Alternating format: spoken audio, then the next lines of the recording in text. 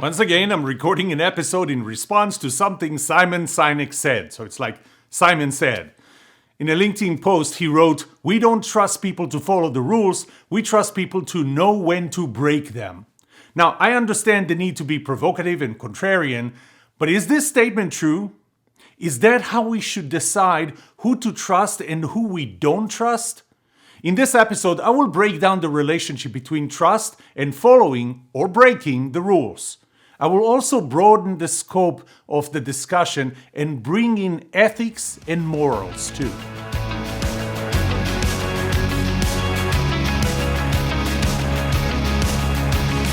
Welcome to The Trust Show. I'm Yoram Solomon, your host, the author of the Book of Trust, and facilitator of the Trust Habits Workshop. My mission is simple. I want to help you form habits that build your trustworthiness, because the answer to this question will have the biggest impact on your personal and professional success or failure. Can I trust you?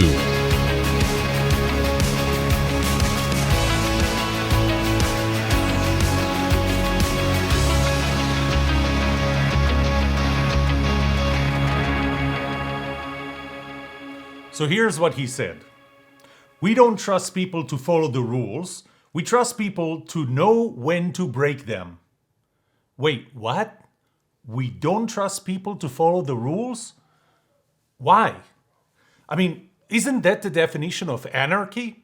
So I actually looked up dictionary definitions of anarchy. It's a state of society without government or law. And I mean, what's the point in having law if you don't follow them? Or lack of obedience to an authority. In this case, the laws are the authorities.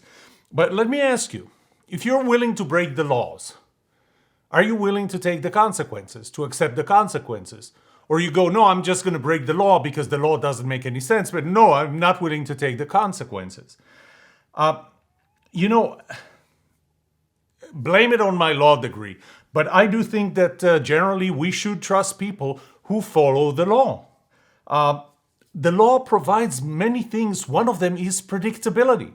You can predict how other people will behave. You can predict how the government will behave because you know that these are the laws and people and the government follow the law.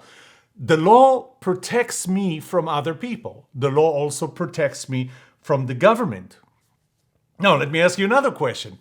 So you think that it makes sense to break the law? We should follow people or we should trust people who break the law. So are you okay with other people breaking the law? And let me take it to the next step. Are you okay with other people breaking the law in a way that hurts you? Because, as I said, the law does protect you. Are you okay with the government breaking the law in a way that hurts you? Because the laws are not only for people, they're for the government as well. How about the company that you work for? Are you okay with that company breaking the law? Are you okay with them having all kinds of discriminatory practices that hurt you?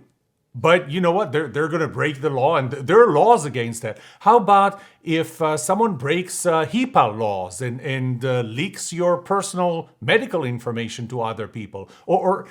So who are we okay with breaking the law? That's the first question to ask. If you like this video, click the like button, subscribe to this channel, and get notified when I release more videos like this.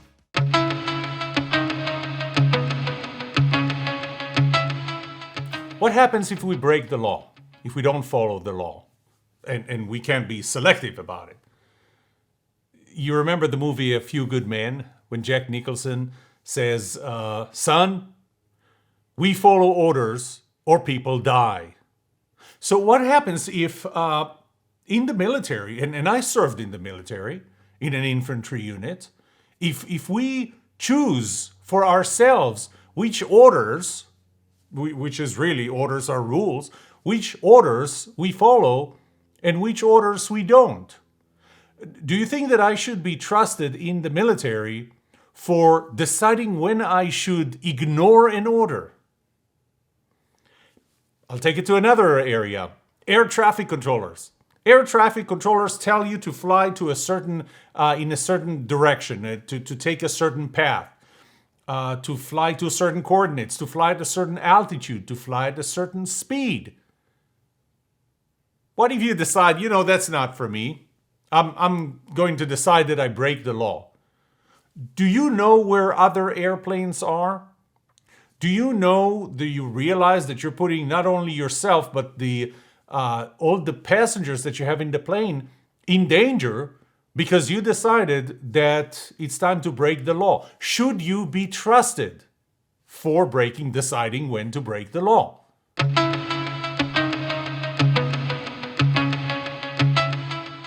How do you decide when to break the law? The second part of Simon Sinek's statement is we trust people to know when to break them.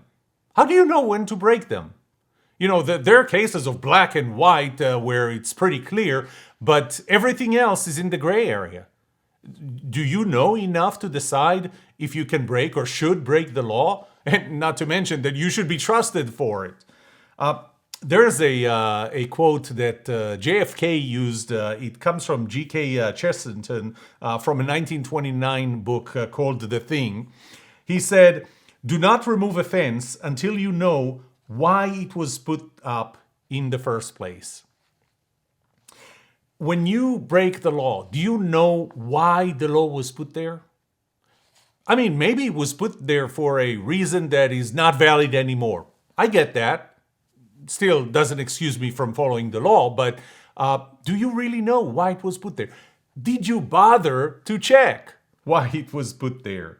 And not to mention, again, what would happen if we take down that fence? What would the consequences be? I mean, are you going to later apologize and say, "Oh, I did not realize that these are going to be the consequences, but hey, I broke the law anyway"? So maybe you know why it was put there, but can you unilaterally decide that you're going to be breaking the law? So I'm going to bring the element of fairness. Trust, I have 6 components in the trust model. One of them is symmetry and fairness, specifically fairness. So what happens if you decide to break a law and I don't? For example, let's take the speed limit. The speed limit here in this area is 40 miles per hour, and you decide that that doesn't make sense. You know that it's time to break that law, and you break the law. So you're going to be driving 60 miles per hour. Put aside the fact that maybe there is a reason why it's 40 miles per hour. Maybe it's based on experience and on accidents that happened in this area. But you decide that you're going to drive 60. And I will drive 40 simply because I follow the law. I'm not challenging why it was there and whether I should break it. To me, following that law or following the speed limit is a value. And I live my life by it. So I'm disadvantaged. You're going to get to places faster because you break the law and I don't. Is there a fairness issue that you see there? I'll take it to another extreme. Let's say that, I asked you before if you're willing to accept the consequences. Let's say that you're willing to accept the consequences. After all, speeding, the ticket is like $250. So what if for you, $250 is not a big deal? But for me, it is. For me, I work hard for every dollar. So that puts me in a disadvantage compared to you. You're saying, I'm going to break it simply because I can pay and I can accept the consequences. I can't. Once again, an issue of fairness. What would be a good reason to break the law? So, is it because it doesn't suit me? Again, are you okay with me breaking the law that doesn't suit me and having consequences for you, hurting you when I break the law? How about breaking laws that protect people that cannot protect themselves? People who are disabled, minorities, they can't protect themselves. And you decide that you're going to break the law because, this breaking that law would help the majority of people, just not the minority. Is that okay then? And will you trust me if I break that law? Hurting you or hurting minorities or anybody else? There is, let's just say, and it is so hypothetical and so theoretical that you know that this law should be broken and there are absolutely no consequences, no bad consequences to you, to the country, to the government, to people, minorities, anybody. There are no rules. Should you be breaking this? And I know that the first thing, and this is a counter argument to my own argument, World War II, the Nazi Germany, where soldiers followed what obviously today we consider to be unlawful orders and laws, they followed them. Wouldn't we want them to break them then? The only problem with that is it takes many, many years to realize that that law should not have been there. And the question is, are we willing to balance this against the anarchy of everybody deciding when to break it and when to not?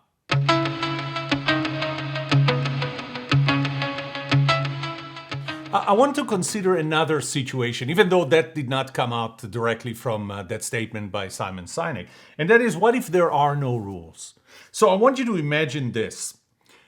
There is a range of behavior starting with the worst possible and ending with the best possible. And somewhere there is the legal bar. Okay, these are the laws. These are where laws are. And somewhere here is the ethical bar. Now, what would you call things that are below the legal bar? Well, very simple. Illegal. I'm sorry, definitely not legal. It's illegal, maybe criminal. What would you call things above the ethical bar? Well, we can call them ethical. We can just call them good, things that are good.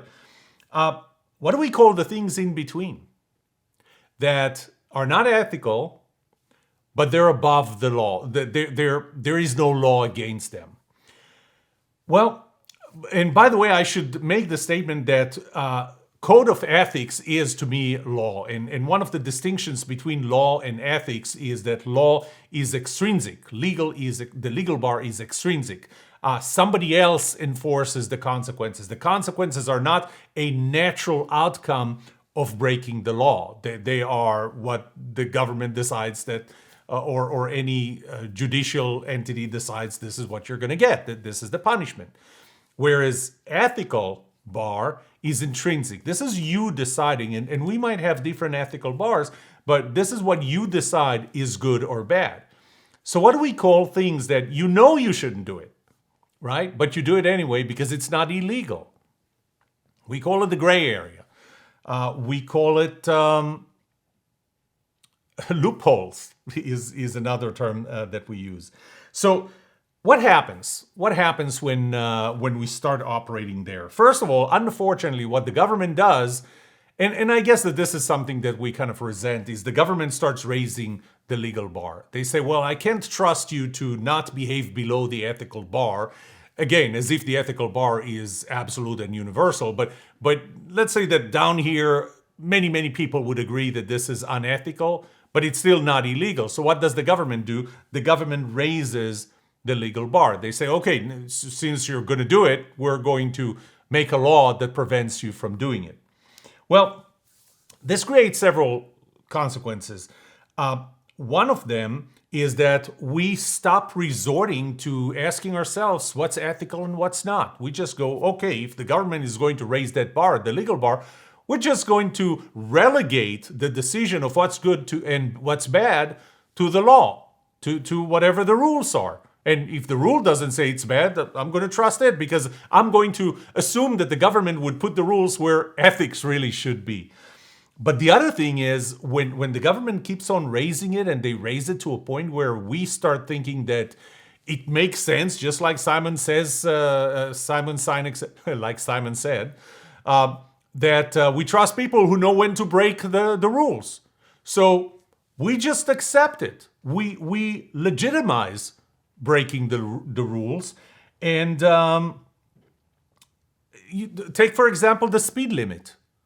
Now, nobody hears you. I can't hear you, but answer yourself. Have you ever driven above faster than the speed limit? You did. You rationalized it to yourself because you said the government is unreasonable. So what should we do? I really think what we should do is two things. One is raise the ethical bar. But you know what?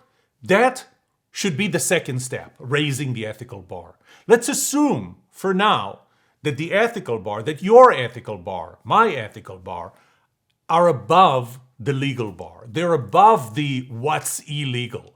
Okay, so the only criteria is not if it's not legal, if it's not illegal, I can do it.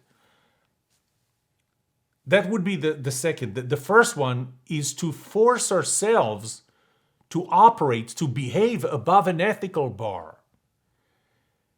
Now, by the way, and I'm going to guess here that one of the things that Simon Sinek was trying to say here is that at some point, the legal bar, the government raises the legal bar to a point where it actually gets above the ethical bar. I think that the way he looks at it is actually that something is ethical, or the way it should be done is actually illegal, and that could be a reason why we would trust someone who knows when to break the laws. But again, it's with all of those caveats that I mentioned before.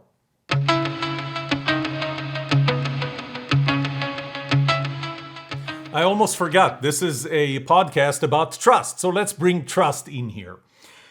The strongest correlation between one of the 6 components of the trustworthiness model, remember the trustworthiness model is made of competence, personality compatibility, symmetry, those are the who you are, and positivity, made of BS and empathy, time and intimacy that accelerated, and this is the what you do, this is what happens during an interaction with me.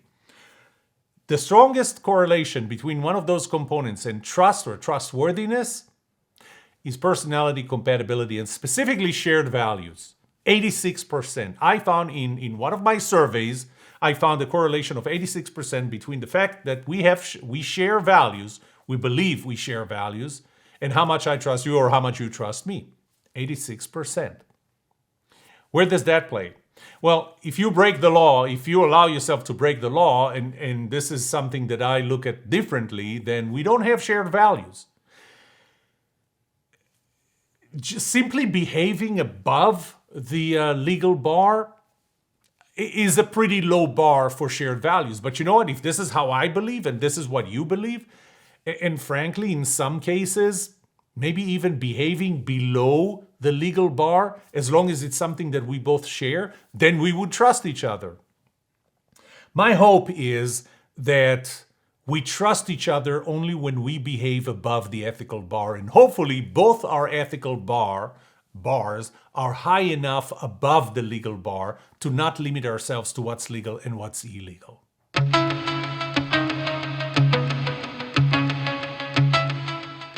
Let me summarize it. If the rule is not good for you, don't just break it.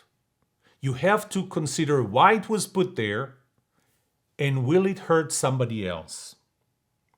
If it's not good for anyone, not just you, then once again, don't break it. Do something about it. Try to change it. Run for office. I mean, don't look at people who create laws as supreme human beings. You elected them. You don't talk to them. Call them and talk to them and try to get them to change the law. And if they don't, replace them. And if there's nobody to replace them, you run for office. You change the laws. Don't just break them. Now, where there is no rule or there is no law, in areas where there are no rules, where's your ethical bar? Raise your ethical bar. But the more important part is behave above the ethical bar. Because as long as you behave above your, and especially my ethical bar, I will trust you. And if I behave above your ethical bar, you will trust me. I will just summarize that. I will close this with, maybe I didn't understand what Simon Sinek was trying to say. Maybe it wasn't just to try and be provocative and say something that I can argue with. Nevertheless, I think this was a good discussion to have. Thank you for listening or watching. This is the shorter video version of the Trust Joe podcast. You can listen to the full episode anywhere you listen to your favorite podcasts.